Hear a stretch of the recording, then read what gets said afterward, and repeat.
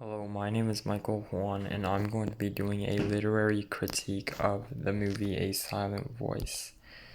So, for the introduction, in this video criticism, I will be analyzing the film A Silent Voice through an archetypal lens and a disability theory lens.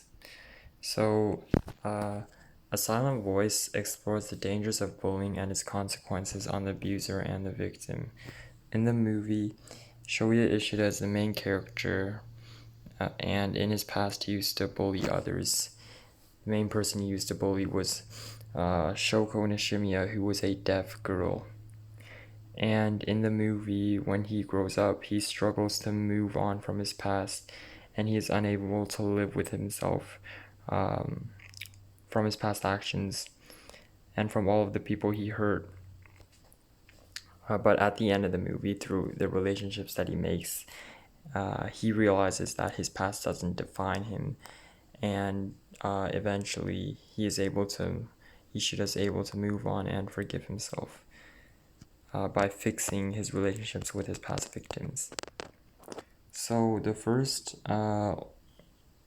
theory that I will be analyzing with this movie is the archetypal theory.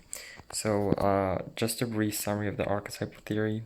It explores recurring models in nature that tend to influence human behavior.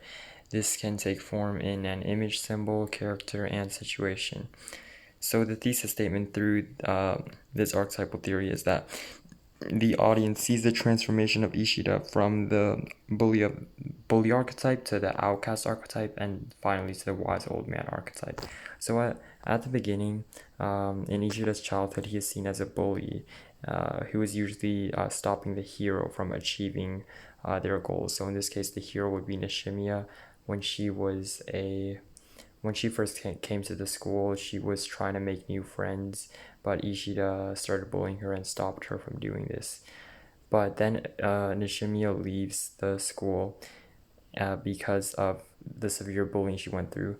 And as Ishida grows up, his actions eventually turn on him because being a bully is negatively looked upon, and it eventually turns him into outcast when he grows up. But at the end of the movie, throughout the relationships that Ishida develops, he's able to move out of the archetype of the outcast and adopts the archetype of a wise old man, because at this point he's experienced what it's like to be both of these archetypes, and because of that, Ishida has become much wiser. So the second lens that I'm going to be analyzing this movie through is the disability theory. So the disability theory explores the consequences of having a disability from the belief of disableism, which is a person having such an illness is deserving of less because their bodies aren't sufficient enough. So the thesis statement, when the lens is applied, is that it appears Nishimiya is uniquely bullied out of everybody else in the class because of her disability, which makes her think less of herself, and which leads to thoughts of suicide.